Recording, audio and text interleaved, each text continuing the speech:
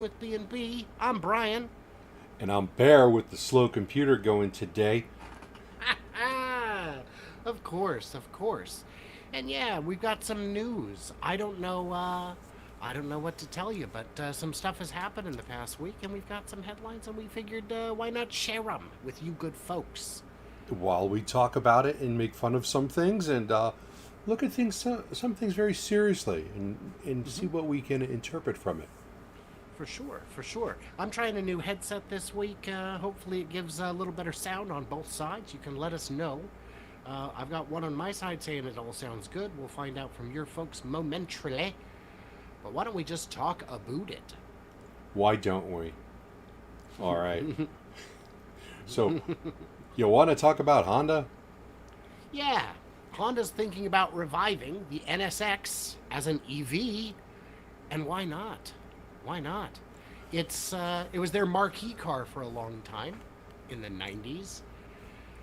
And when they brought it back recently as an ICE car, it was too slow.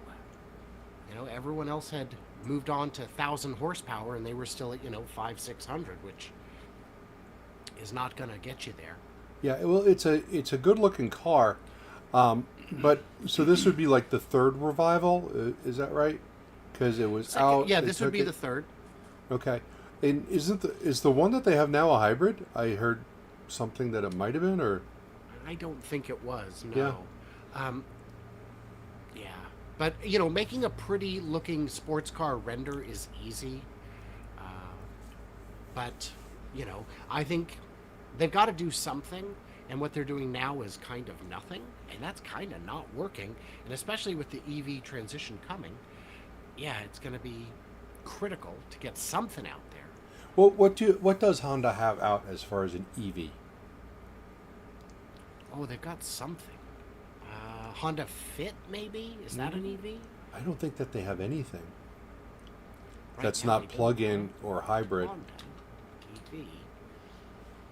EV. 2024 Honda Prologue, fully electric. Okay. Yeah. Now my calendar says that it's still 2022. So Oh, there was the Honda E they had. But I don't know if that came to the U.S. market. that must have taken a whole lot of imagination to come up with that name. That's right. That's right. Yeah. And Andrew Jameson says the Jazz is hybrid, but I'm not even sure what the Jazz is. No. So, yeah, get with the times, guys. The mandates in Europe are already set in stone. The mandates in the U.S. are coming quick. And so goes California. As goes California, so goes the nation in terms of auto standards. So it's get busy living or get busy dying. Right, Red? Yeah. All right. Don't do that. What? Hey, police car, Michigan State University. How cool is that? That looks pretty cool. It looks great. Yeah. And every week we're seeing more and more police EVs because they kind of work. Yeah, and I like the look of it. I'm sure it does good.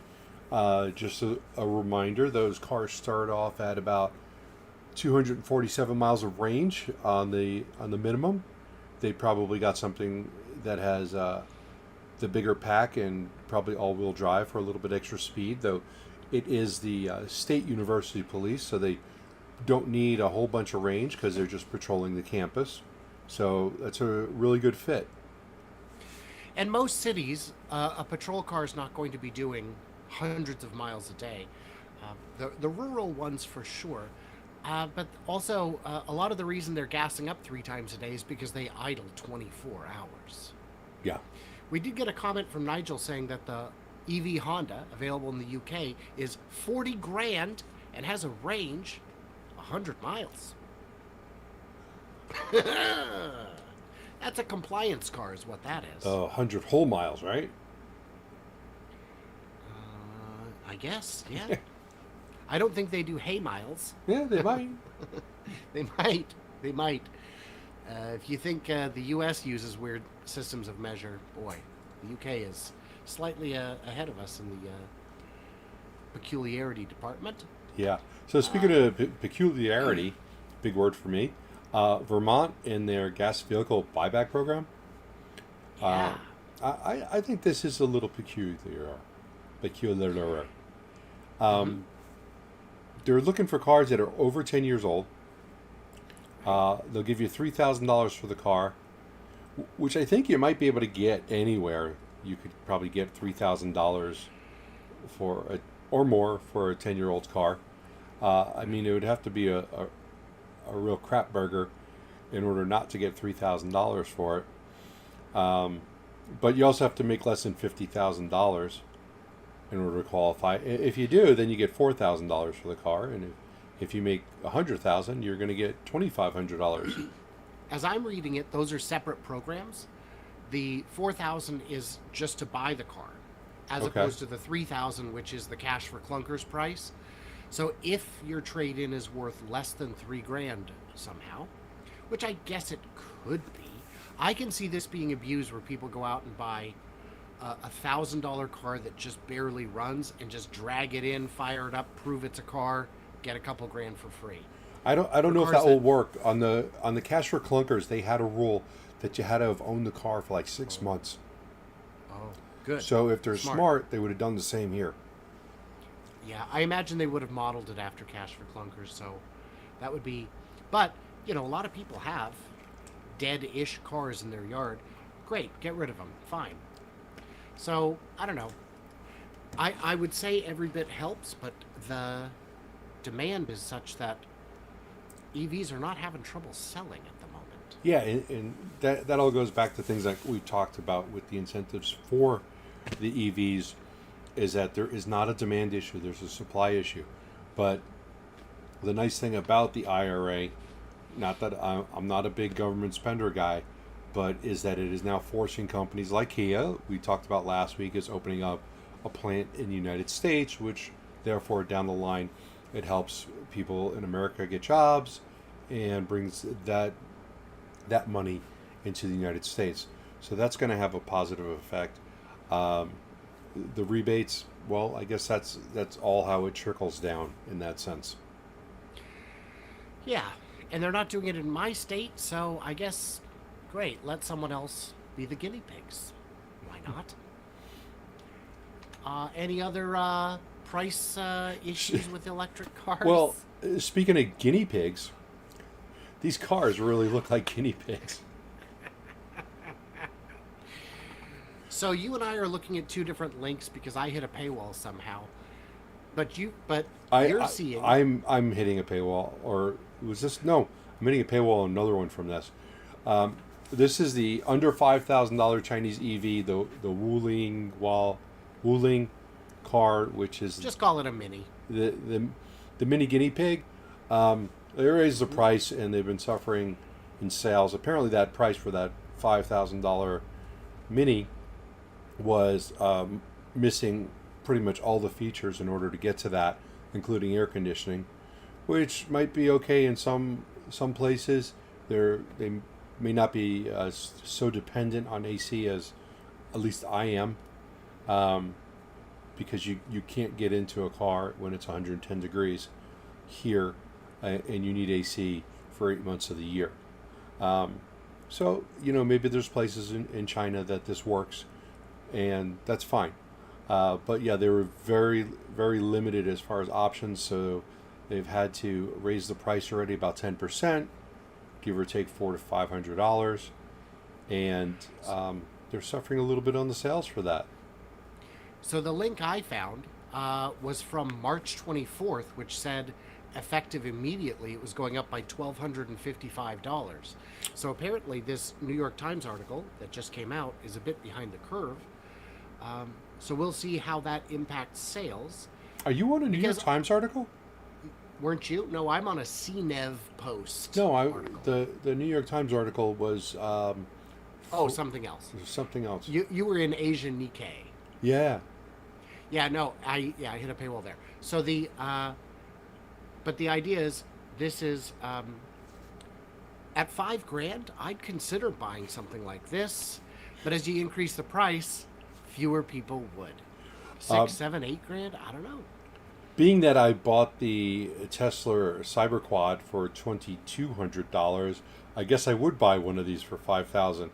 But I would fit on both of them about the same way. So this would need to have a sunroof, maybe a removable roof. They do have apparently a convertible version that is coming soon or has hit the market, but I'm not sure. I would But, take a Sawzall to it.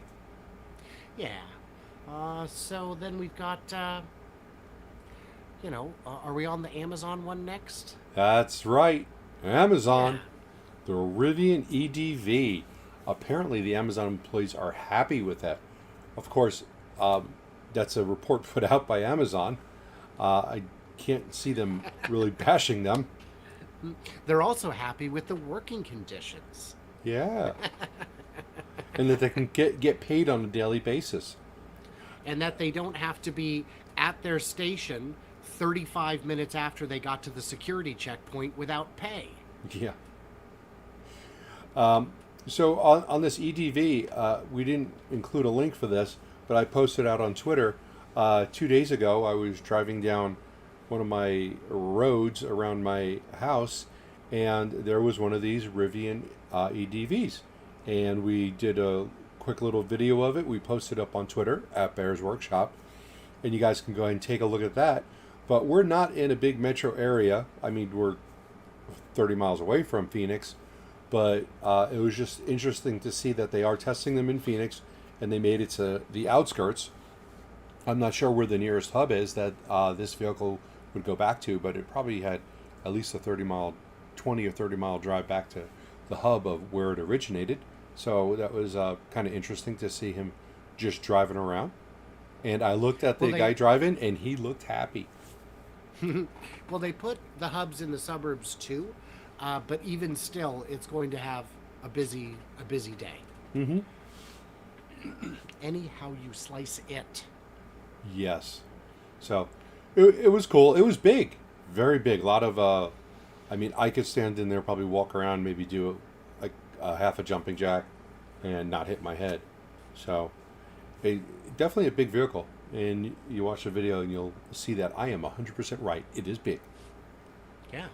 And it looks nice. And I've heard very few reports from it, but I haven't heard any bad ones. So, well, I had heard a that bad counts for one something. like a year ago that when you turned on the AC, it reduced the range by half. Which, Oh, that's right. We did see that. yeah, but I think that that was a while ago, and that was when it was still in testing. So, Yeah. but Let's get back to China, huh? yeah, let's go back to China. Do you know they're going to extend tax exemption for new energy vehicles throughout 2023? Yeah, and it looks like is that just getting rid of a sales tax? Is that what this is the That's equivalent exactly what it is. Yep. of? Okay. They're exempt from vehicle purchase tax, which, and I don't know what the tax rate is, but I would guess between 8 and 20%. I don't know because there's one thing that says NEV customers will save about 10,000 yen or the equivalent of 1,450 euros. Oh. So it might only be part of the purchase tax. I'm not super keen on international taxes. Oh, well, let me tell you, I'm pretty well schooled on them. And I know nothing. Great. I know nothing. Works for me, man. That Yeah. works for me. But the idea is these were set to expire, and China is really pushing to clean up their air, and it appears to be working. Yeah, well, you know what this all goes back to? China's going to eat our lunch They because absolutely are. they are so focused on getting off of oil and natural gas that they are going to conquer the world without having to fire a shot. I completely believe that. I know it's a little political, but it is a way of getting control over things by not being subservient to other people's energy supplies. Yeah. And energy Yeah. independence is what they're shooting for by doing this. I think they don't care so much about the environment. They care about energy independence. I think that would be probably a correct statement. They they will happily pillage the land, as it were, to achieve their goals. Yeah. Well, that's all the news we got this week, you guys. Yeah.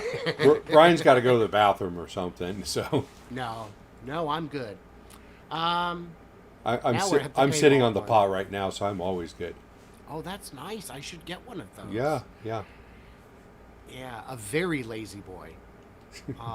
For China's auto market, electric isn't the future, it's the present. Yes. And everybody likes presents. I love presents. Yeah. So this goes back to what I just said. They are heavily pushing electric vehicles with over 300 EV makers now. And the last time I said how many they had, it was like 161. That was probably like 30 episodes ago when I saw a number. And now it looks like more than 300. Anywhere from $5,000 cars, which we just talked about, to things that can rival Tesla and German automakers. And they're going to rule the world. Yeah, and I believe that the U.S. automakers, and Sandy Munro has said this from Munro and Associates, the U.S. automakers think that the threat is coming from Europe and Japan and Korea, but it's not. It's coming from China. Once Chinese cars, for a long time, you couldn't sell Chinese cars in Europe. People wouldn't buy them, and now they do all day, every day. And that sentiment will eventually reach the U.S., and when it does, the big three are going to have some problems. Well, I'm not going to say I'm proud of this, but I do own a car made in China. My Polestar. Oh, the Polestar, yeah. Yeah, that was made in China. I got to address what JJ just said. Why is Bear so bullish when China government spends money, but so critical of the USA spending money? I don't know why you think I'm bullish of China spending money. I think this is them taking over the world, and I'm not saying that's a good thing. It's also Chinese money, they don't have my tax money. USA, why am I critical of them spending money? Because they spend it it goes back to the $5,000 hammer or the $2,000 toilet seat thing. Everything is overspent, and right. If you're not spending the money wisely, why spend it at all? China, by creating these incentives, are allowing those new 150 companies you mentioned the opportunity to get a foothold in the market. $3,000 for a used car in Vermont is not going to make or break anyone's business. Right. And That's my thought. And part of this also has to deal with Taiwan. To get really political, Russia invades Ukraine. Everybody stops buying oil from them, or they stop giving. They cut them off as financially as they can.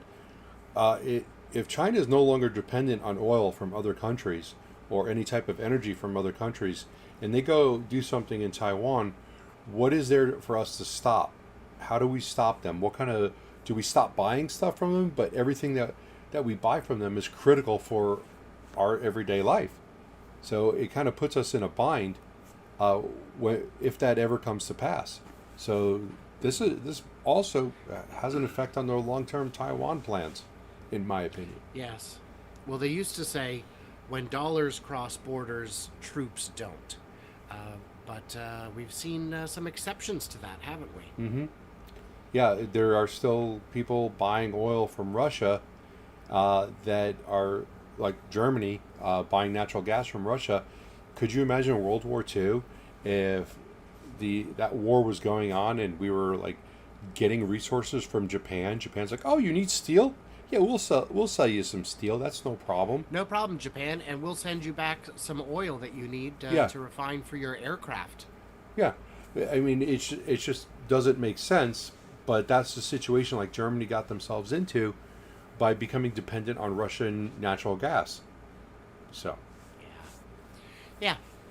So we'll see what happens. Germany has apparently stockpiled enough natural gas to cover 90% of the predicted cold weather needs this winter. So they're in a better position. And the Polish-built gas pipeline from Norway, I believe, somewhere up there, was completed way ahead of schedule. So Russia really shot themselves in the foot on this one. But Let's talk charging. Charging. Yeah, hey, isn't this fast charging? Fast charging? Sometimes. Rivian's fast charging network expands. Other automakers need to pay attention. Yeah, this is the first of our BS articles for the day. Okay, let's hear it. Yeah, Rivian's fast charging network expands. Other people need to pay attention, except for Tesla. Goes through here, it says Tesla's doing really good, and Rivian is trying to follow their example. Now, Rivians can be charged on any charger that's not Tesla. So they have that existing network out there already, but Rivian is just hammering this new charging network. Do you know how many charging stations they have? Well, I know they announced it was going to be 600 over a year ago, so let me guess, 900? Yeah, they got 6. Oh, I was so close. You were so close. So that's what this article is based on, the fact that they've got 6 of them installed, and other automakers need to pay attention.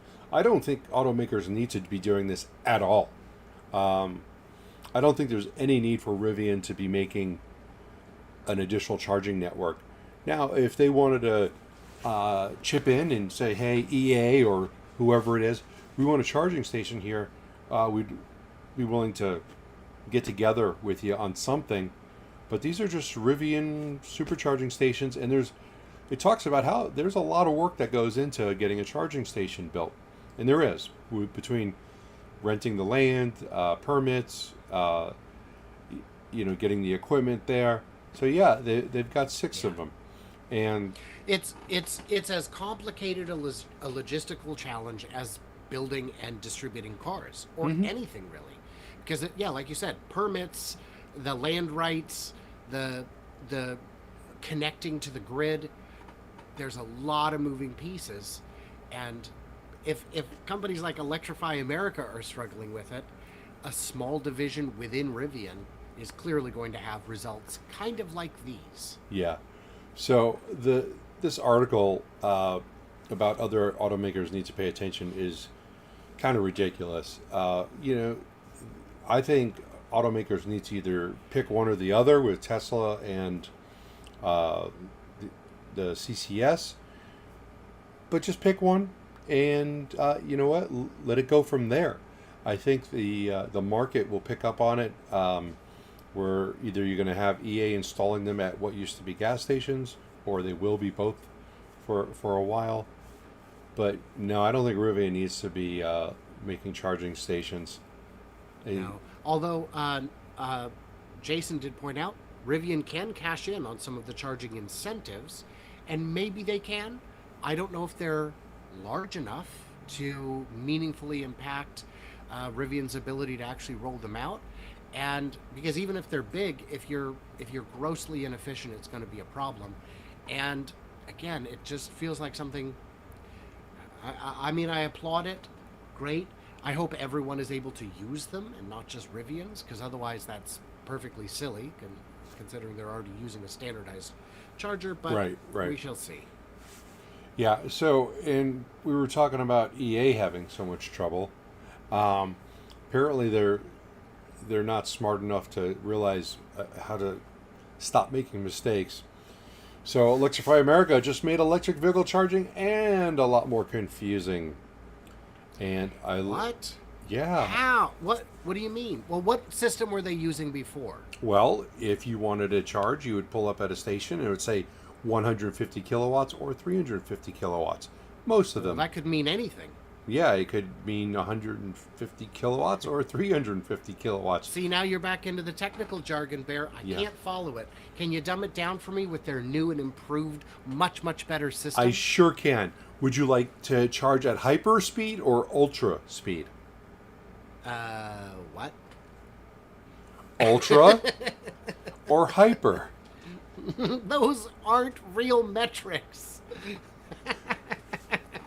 They went from numerical to arbitrary hype words. Yeah.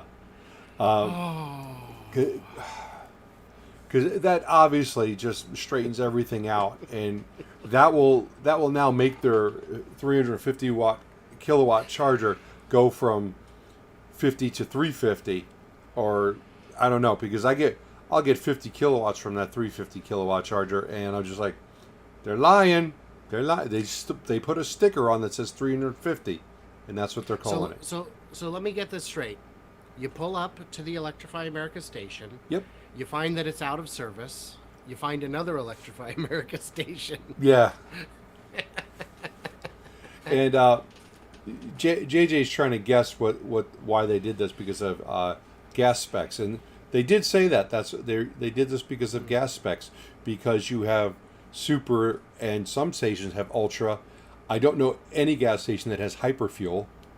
I think they use that in Spaceballs, but Racing is the next octane up. yeah, but it's not hyper. Depends how much of it you drink, I guess. What if they just renamed it to like Plaid? Like the 350 was called Plaid, and the 150 was called Ludicrous, and anything below that was like long range. Well, do you remember what they call the faster Porsche Taycan? No. Turbo. Oh. They actually call it turbo. Maybe it's like the button on my old 486-33. Most useless button in the world. Yeah. So anyway, EA, you guys still suck. That's. But you know what's the most useful button in the world? And I encourage all of you, it's the thumbs up. Oh, and the subscribe. Those are useful. Look what you did there. Wow. Yeah, I'm in a mood today. Yeah. Oh. So, yeah, but now we're going to need more juice. Yeah, we are. And what are we going to do about that? I think we're going to keep installing solar. Did you hear that last year was a record for solar install? Something like, well, what is it? A third of all, what was it? 25% of all the solar panels in the U.S. were installed in the last year. That is an incredible number. Very impressive. It's a good number. Yeah. It's a good number. We still need far, far more. And I know, especially on social media, there's a lot of people who are huge into saying what we need is nuclear. The problem with nuclear is the levelized cost is very high, and it takes 20 years to deploy. And we don't have time. Private investment won't touch nuclear because of all the risks of it not being completed. And so you end up with people who are forced into it, and you end up with, with plants like this. If you decide, I'm going to build this ginormous solar plant, and a quarter of the way through it you run out of money, who cares? Just turn it on. Yeah, you still have everything in place. And one of the other problems with nuclear is that when you start, if someone was to start the process to build one, there's going to be 1,000 groups that are going to come out of the woodwork putting down lawsuits trying to stop you. Yes, but on social media, again, people love to say, well, that's all these NIMBYs. It's really not. It's the fossil fuel guys. It's their competition. Because you and I don't get to vote on what my next power plant is. That's not up to me. That's up to the politicians. And lobbyists be lobbying. They're the ones with the money. They're the ones calling the shots. And there really is no big nuclear the way there is big oil and big gas and big coal. That's my 2 cents. Yeah. 3 with inflation. Oh yeah, that's your 3.5 cents. You make sure you get the number right, because you're not getting that opinion for 3 cents. It's definitely 3.5 cents. All right, and you know what? These also bring jobs. Also, these things actually do need to be maintained. I've got on my never-ending solar panel story on my house.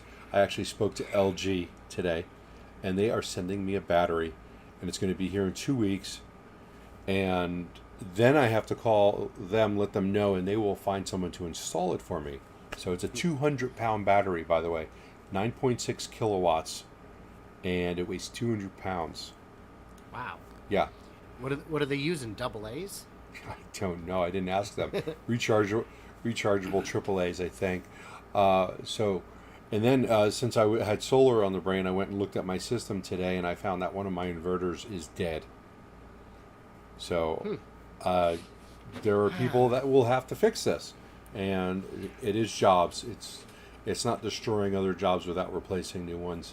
So I've got someone coming out to install it. That's someone working. Then, of course, the battery has to get shipped back. That's money for the shipping company. And then someone's going to have to come out and replace my inverter. That, I hope to God, is still under some sort of warranty.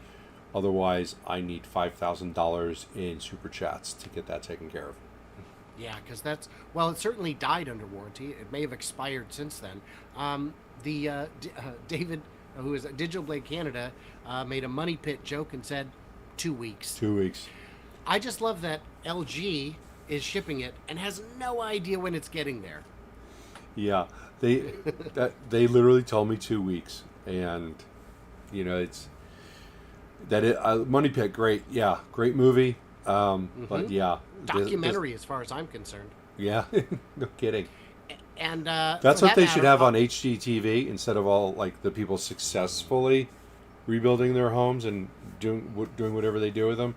But they should just be like, well, this is not going to be done for 2 weeks, and just play the Money Pit on HGTV.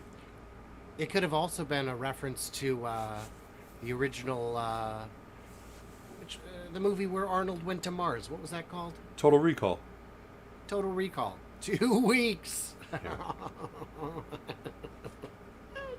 I don't know, man. I don't know. Did you know that offshore wind is 125 times better for taxpayers in the UK compared to oil and gas? Is that in the UK or is that generally? I think that's just generally. Oh, nice. 125% better. Yeah, and I am a little curious about these prices, though. I'll be honest with you. I read the article and it says that oil and gas are leasing an acre for $47 an acre. Oil and gas? Oh, I believe it. I believe it. The oil and gas. See, the lease is only a small part of the energy. There's also royalties they generally would pay on the extraction, which is where the real money comes in. But that's not included in this number, is it? I don't know. I don't know. Because 125 times seems a little crazy. Yeah. Maybe there's no royalties paid from the wind lease. I don't know. Well, I would imagine there's no royalties because they're not using anything up. The wind is not a finite resource. They are not depleting the resources from the ground. Yeah, until the sun expires, but we've got a little while left on that, so that's pretty good. Hey Brian, when this video is over, you should come back and watch my video at this moment and look at where the screen froze for you. So you were making a kind of face for about 3 seconds. That's just my face, man. Well, yeah. It's just my face. You might want to rub that one out. What? Well, that's what it looked like you might have been doing. So so it's all good news on solar and batteries, right? Grid storage, that's all going great. Unless the little Tesla arsonist. Well, I don't know if this was an arsonist or not. I doubt it. I assume it's a secured facility, but yeah, a Tesla megapack caught fire. I thought it was one of those Ukrainian drones dropping a little bomb. My gosh, I hope every Russian soldier sees footage of those because there is no rest in Ukraine. Yeah, they need to close their hatches because I saw one today where they actually dropped it in through the hatch into the tank. Yeah, there's not a lot of coming back from that. No. So this is probably just a system failure that can be addressed and corrected. I'd like to point out that other forms of energy always burn because that's how they generate the power. So maybe that's what they were doing, is generating some extra special electricity. They're trying something different. I'm a little curious now if these megapacks, since they come in these almost shipping container size boxes, if they have any sort of fire protection in them to... It appears the answer is no. Well, maybe they will in the future. Yeah, maybe they will. I have a feeling if you used it, if it engaged, your system would be destroyed. Yeah. Well, yes. Yeah. Maybe Yeah. Maybe a drone dropped an entire arsonist. Yeah, maybe. Yeah. Do you think there's any truth to that fire at Giga Berlin of the cardboard, that it could have been an arsonist that went in there? Absolutely could have. Absolutely could have. I don't think it was. There are a lot of ways for cardboard to accidentally catch fire. But it could have been one of those very real environmentalists that we've seen so much of in Berlin. Drone. Maybe. Anybody else doing some microgrids or anything? Yeah, Australia has a huge new nickel mine, and they are powering it solely by wind power. And which I would think that they would almost have to, being where they're located in Western Australia. I can't imagine that getting power out there would be very easy. So they took the option of creating a wind farm and backing it up with batteries, so they can generate electricity when they can, and then store it for when they can't generate it. So that seems like a But really what do they good need move. power out there in the middle of nowhere? Certainly there can't be anything out there. Well, there's no people, but there's a lot of nickel, a lot of nickels lying around. Nickel. A lot of loose nickels Yeah. and copper. So nickels and pennies, I suppose. Yeah, and I don't know if you know this, but electric vehicles require a lot of copper, and depending on the vehicle, nickel as well. Did you say Nikola or Nichols? Nickel as It's- well. It sounded like Nikola, but Nikola as well. Yeah. And by the way, the LFPs don't use nickel.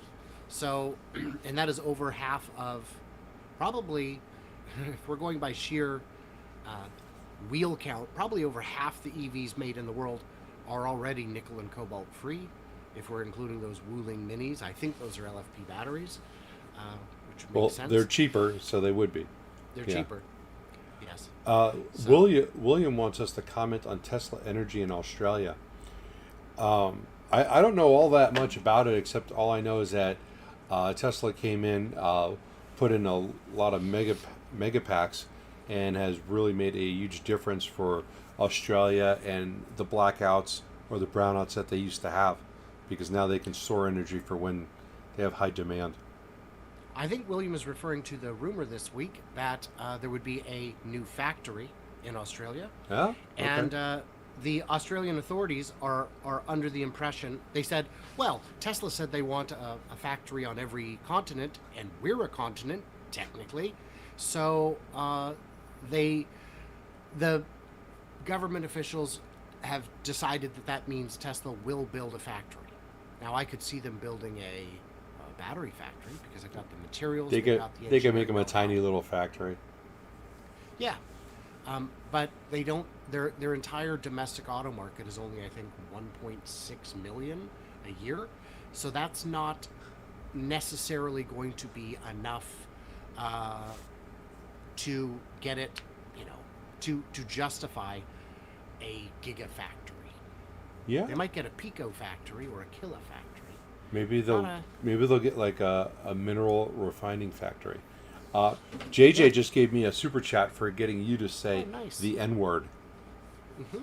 Well, Thank you, JJ. I still don't know why he harasses me as if I have a problem with Nikola. Because, I mean, I know they have a problem with me, but it's the beef is entirely one-sided, I assure you. Well, that's good to hear. Yeah. We're doing pretty good on time, but I still think we should talk more about batteries and minerals. In Chile, the desert, there lies vast reserves of lithium, key for electric car batteries. Yes, they have these great big plains of salt, whatever, that look Yeah. like snowdrifts, as they call them, and Yeah. they just sitting there right at the top of the surface, and there's a lot of it. They've increased from 22,000 tons to 84,000 tons over the last 6 years. So they are going to be making some money selling the land. And what they're saying is, hey, keep demanding it, we'll keep increasing production. There are, steps to it where you have to get more. You can't just grab more and have it. You have to have the, some kind of equipment. There are capital investments. Also, there's an article I read earlier this week. I didn't think to grab it about the lithium in Utah or Nevada. I think it's in Utah, maybe, where there's a huge deposit. They're just waiting for permission to grab it. And they've only explored 1% of the area that they believe has lithium, meaning there could be 100 times more of it. But there's certainly more. The only question is how much. So if anyone tells you lithium is the bottleneck, or that it's so finite, it is not a rare mineral at all, a rare element. There's plenty.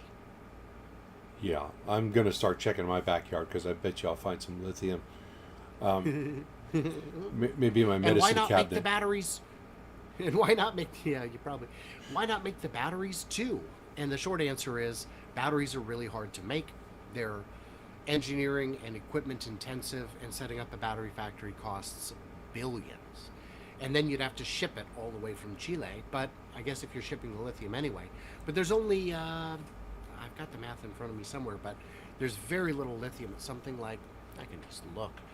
I've got it in front of me, something like 20 kilos per car. Here it is, 12 kilograms of lithium per car. So, What is that in pounds? That's not a lot. About 25. 25 pounds? Okay. Yeah, something like that. It's a very small amount.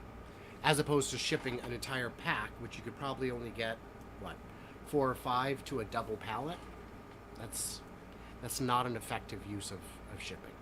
Yeah. So, but who knows? Maybe they'll get Giga Chile and they'll provide for South America. Yeah. This article actually does go on saying that if you remove all this groundwater to get the lithium out of the mines, it's going to make the desert out there hotter and drier. Well, so there apparently there's anti-lithium mining people. So, and I wonder who they are and what their interest is, because I'm sure it's noble. Yeah, they one of the unintelligent comments: with so much pressure from the world to produce more lithium, the price is going to be paid by Chile's environment. So Yes, look at all these trees that will be devastated. maybe there's Jeff- a lithium scorpion that will die off. Jeff wanted to know if I'll be doing a live stream for AI Day 2 on Friday, and I will. That will be on my main channel a little bit before 5 p.m. Pacific, and I've got a couple special guests who might pop by who know some things that I do not, which would be great. Certainly wouldn't be me then. Yeah. Last time I watched that AI thing, I just really got confused. Glossed over like me. Oh, I had a headache for like 6 days, and I was popping that lithium trying to get it to go away. Then I realized that lithium was the wrong thing for that. I didn't have a headache, but what I had lasted longer than 4 hours, so I had to consult a physician. So, let's see. Wow. Here. AI did that to you? No, but did you know that Hey, Toyota? Brian, you want to see my neurons move for you?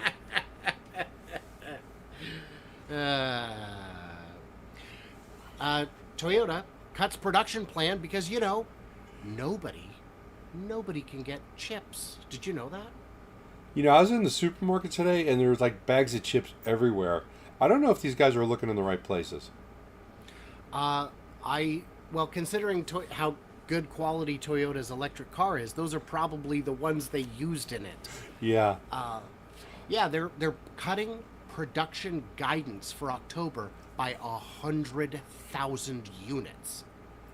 That is quite the cut there, but they are also, don't forget, going to still make 800,000 vehicles in October, and that is very impressive. Maybe not over the long run, and you don't really want to lose 100,000 units, but they're at the top of needs on the supply chain because of how many vehicles that they're producing. But you'd think they would also be the buyer of choice to always take care of that guy. But who knows, man? But yeah, they are on pace. They believe to make 9.7 million Toyota and Lexus vehicles, which would explain why they're so complacent when it comes to EVs. Yeah, because that's a money making machine there. Yeah, yeah. Jason Rogers, in all caps, buzz forks. That's what it is. That's the name of it. I'm convinced. But they're probably the only ones who are having chip shortage, right? Or part shortage, you think? No. There's got to be others, like Ford. What? As many as 45,000 Fords can't be sold because they're missing parts. You had a personal story about that, didn't you? Yeah, I've got my Mustang Mach-E that's on order. God, I hate calling that a Mustang. My Mach-E that's on order. On the order sheet that I have online when I go to check on it, it now says it's they've taken off $450 because the parking assist is not going to be there, which means that is a shortage of the chip, and they're just taking it off the package, and they valued it at $450, which to me is fantastic because I never in my life have used a parking assist on any car I've ever owned. So because of that, it's gonna actually. I've had this happen on the two Chrysler Pacificas that I bought new earlier this year. On the MSRP on the Moroni, it listed it was a negative $500 because they took off something that they didn't have a chip for. Unfortunately, that something was for the remote access to the car, where you could like call for help, and that is also needed. Like if I wanted to remotely unlock the car from my phone, I can't do it because that chip was not there. That I would have paid $500 for. Right. But yeah, it's and you didn't get literally to negotiate the discount. Yeah. Well, no, I mean it was literally on the Moroni, and it said negative $515 or whatever it is. They knew they didn't have it from the factory, and so they just sent it out without it, and then just took it off the cost. You know, it's great because they actually could have just left it on there and said, "Screw you guys, it's not Tough there." luck. Yeah, but they did give money back for that, and that's what Mustang is doing. The real critical thing for Ford, the real critical thing for Ford is that it's 40 to 45,000 of the large pickups and SUVs, which, for those scoring along at home, is where they make all their money. Yes, they've got So some that's big problematic. markups on that. And so, do you think it's chips, or do you think it's maybe emblems? Did you lose control of something? No. You were no, I thinking didn't. about AI Day, weren't you? I just realized that I've been using this microphone with you when I thought I was using this one. That's why earlier when you moved it closer, it didn't get any louder. That's why. That's why. It turns out that Ford ran out of blue oval badges and couldn't ship finished cars. Yeah, What that are you it. guys doing? Do you think maybe if they just took the blue off?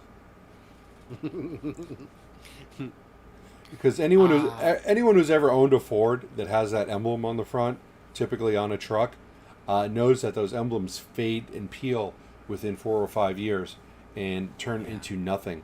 I've had numerous trucks that were silver on the front.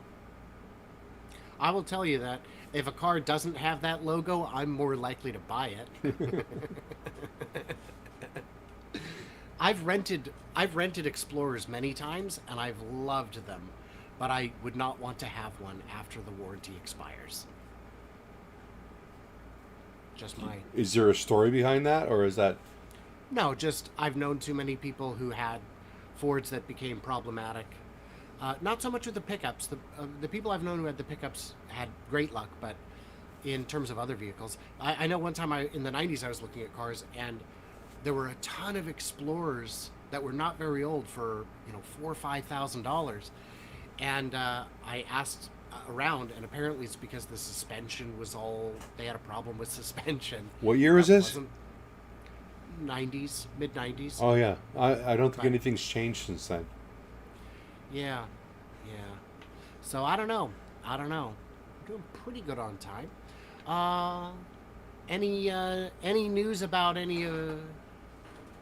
Yes. about Nikola? Yeah, I have been practicing my Nikola pronunciation. Off camera, I've been saying it, I don't know, constantly, but I keep on getting into that throat lozenge thing. Nikola. But I'm working through it. So this is kind of old news that got regurgitated because this came out like 2 weeks ago. But now all the news pages are just going, hey, oh my God, look at this. And I particularly liked this headline. So I chose this one. Nikola is recalling 93 examples of the Tre BEV that we didn't know it had built. Okay. Well, I So had known. they didn't know. They didn't know. They didn't know. That's I don't know how much I'd want to brag about things I don't know. Right. Just because But- they're not aware of it doesn't mean it didn't happen. But maybe they should be paying attention. And There's also- there's a channel out there that often shows how many vehicles that they produced. I don't believe that for a second. Nope. What's it called? I think it's something like Deer's Workshop or something. It was Yeah, Deer Bull's Workshop. or maybe it was Oh, Bear's Pork Chops. pork. That's it. Yeah, because that makes sense. Yeah. Bear's Pork Chops. So, the good news is a Nikola employee first noticed it, and then they got it. They did some inspections, they came up with a fix, and they fixed it. And no humans were impacted. This wasn't. Nobody was injured, and it's fixed. And it was just an attachment on the B pillar for the seatbelt. It's not like the BuzzFork's wheels fallen off, Yeah. So which is terrifying. yeah, so this is, it's really not that big of a deal, but there was articles out the kazoo.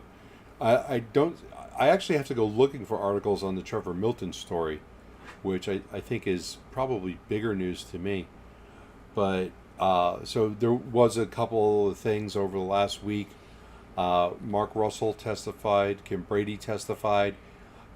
There was evidence that was put out by the prosecutors showing text messages between Mark Russell, Trevor Milton, and Kim Brady, with all of them going back and forth, and email correspondence, I believe, was included with that.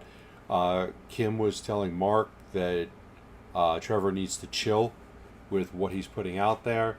There was conversations about what you're putting out there is a representation for the whole company.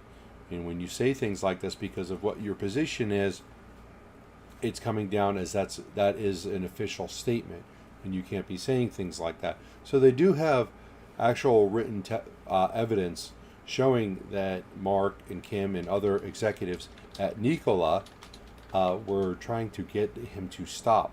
And it ended up resulting in Mark and I believe Kim and I think someone else saying, if you don't step down, we're quitting. So that was kind of how that played out. And I've always said that Trevor Milton was fired. He did not step down. And that's kind of proof on the record that he was actually fired from his position. He was told to step down, or he was about to lose all of his executives. Could you imagine losing the entire executive team at once? That'd be the end. Yeah, it would have absolutely been the end, and that was right around the Hindenburg time.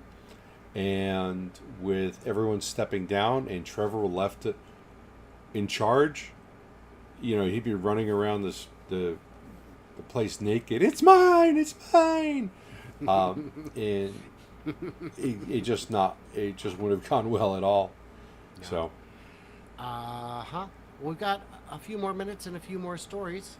This one I think is the most true thing I've seen in a while. Did you know, and this is true, 74% of survey participants want to buy EVs from a dealership. That just reminded me of that movie iRobot, when Will Smith just started sneezing and his auntie goes, "Are you okay?" He goes, "No, I'm allergic to bullshit." Because that's really what this is.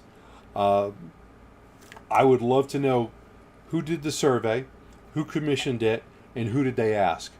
Because there is no way there's any factual relevance to this. And it's kind of weird when you're looking through this article. It says it keeps repeating the same thing, and I don't know what this means. The survey finds 74 PC of respondents Is that supposed to be percent? Yes. Yes. Okay, This so may have been who written by writes an AI? who writes This percent may like have been. that? I think this was. I think this was written by an AI because there's a lot of really weird stuff. It surveyed 1,289 individuals, of which 88 are EV house owners.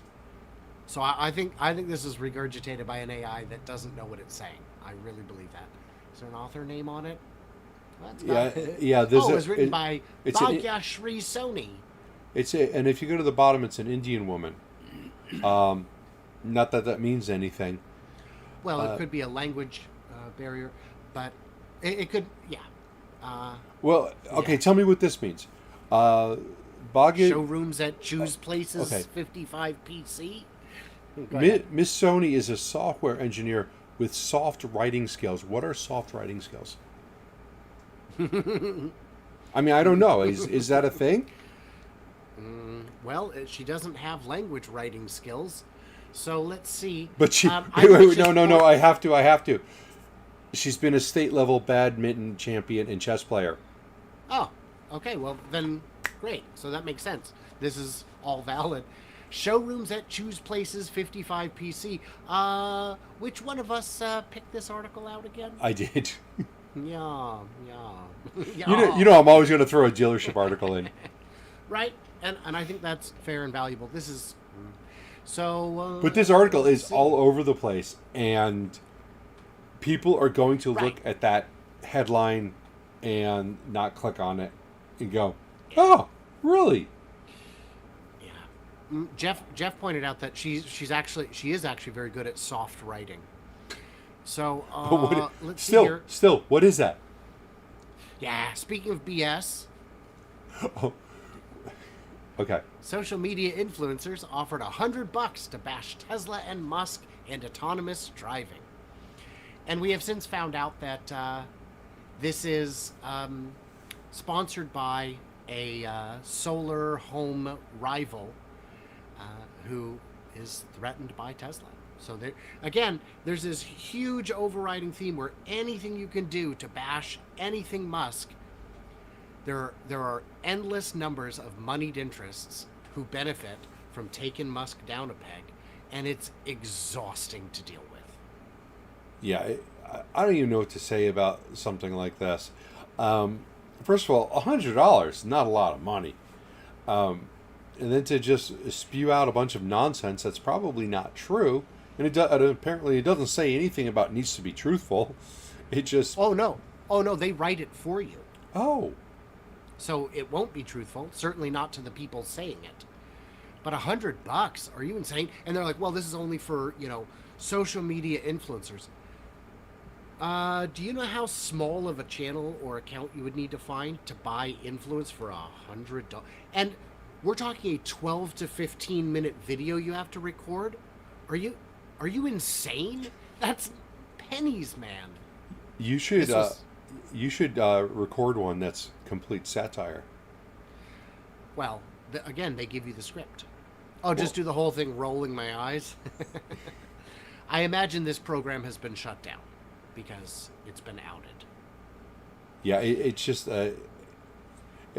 unbelievable that people could suck so much. Just it's just very disappointing. Yeah, humans can do terrible things for money or power or fame. Got one last story. Tesla launches CCS adapter for $250. Dollars or bucks. I got cute in it. I always fumble across the finish line there. Enable drivers to access public chargers. What do you think? I think that's kind of cool. $250, not that bad. There's adapters out there that have cost more. The Chatamo adapters were over $500, believe it or not. Never bought one, but I like this whole idea. If they were a little bit cheaper, I would actually buy them and put them in all my Teslas, because that way I could more charging options for my EVs. So I'm not going to, not at this point, but it's just more charging options. Plus, when I say that, it's not like they're that far apart, but if you can just be able to stop wherever you want, it just works out a little bit better. And I would like it from my point because I don't have to go back and charge people for using the Tesla superchargers. Right. I think you would be wise to buy them if Electrify America, EVgo, and the rest were more reliable, or once Tesla superchargers begin offering CCS plugs at charging stations. Yeah. And I really wish they'd all get on the same standard.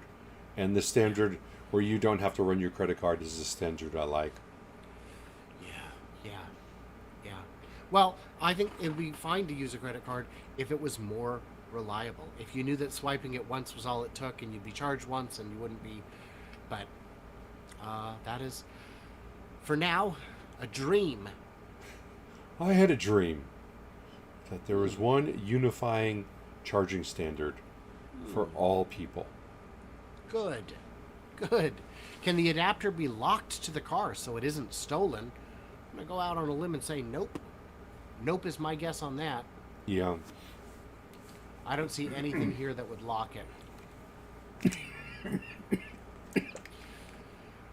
Oh, did we make it? Did we make it through, Bear?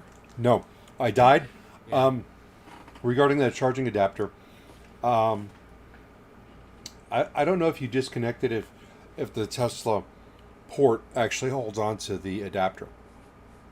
It is possible that it might hold on to it. Not 100% sure, but I do think it could easily be stolen, more than likely. Yeah. All right. Well, we're after 5. Any closing thoughts, Bear? Well, I would love to say thank you to all of my Patreons. All 4 of... No, I got more than 4. But just the nice tight group of Patreons. I do appreciate the support. It helps us to go out and destroy cars accidentally. If you guys don't know what I'm talking about, watch last week's Lucid video where we lost the car on the way to Lucid to record the factory. And we kind of always thought one day something like this is going to happen because of how many miles we were putting on. So if you can support the channel, we would appreciate it. Though I'm not asking for a $50,000 donation to replace that car because we did have insurance. But if anybody wants to, you know, right. Yeah. And of course, thanks to my patrons as well. Your generosity is what is able to help both of us keep going. I did have a quick comment. Jeff pointed out that he believes it would absolutely hold on to it just like it would the supercharger handle. It would use the same locking mechanism as people find when they try to disconnect your car. If your car is locked, your handle should be locked as well. So maybe it is not as stealable as we thought. Yeah, it would be interesting to find that out from someone who's going to purchase this, and it's not going to be me. Just not for any reason that I just don't need one, but I do think that is a very good thing that Tesla has put that out there, because there are times that I would have liked to have used one. Yeah. Well, I do want to thank you, Bear, for hanging out with me for the journey.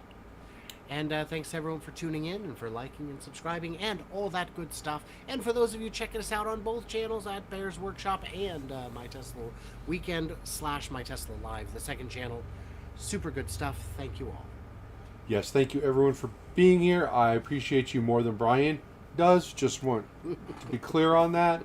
It's nothing personal, but we do appreciate you guys being here on his channel and my channel. If you haven't subscribed to one or the other, please do, because we all have interesting content and comments. Yeah, and for a limited time only, we're not charging for subscribers. Oh yeah, I've actually extended that till the end of the year. You can become a subscriber for free. No charge. That's amazing. All right, well, thanks guys, and we will talk to you